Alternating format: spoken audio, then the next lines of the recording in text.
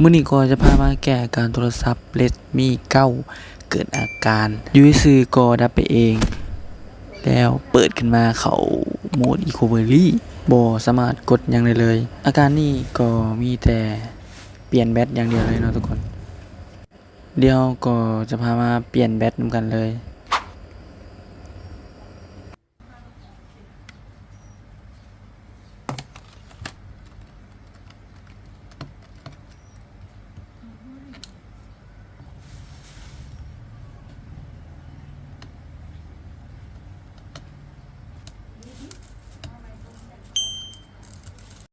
นี่ก็จะเป็นแบตตัวใหม่ที่เราได้สั่งมา แบตที่สั่งมาก็จะเป็นรุ่นของมันเองเลย ตรงรุ่นเลย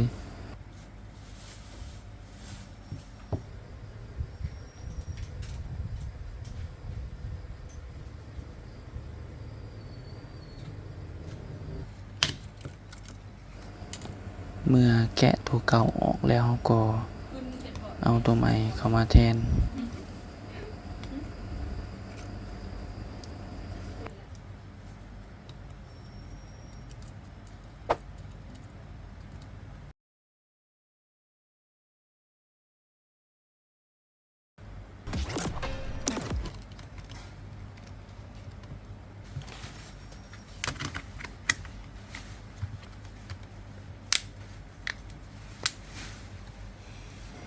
หลังจากเปลี่ยนแบตเรียบร้อยแล้ว อาการก็ลิ้นได้ปกติ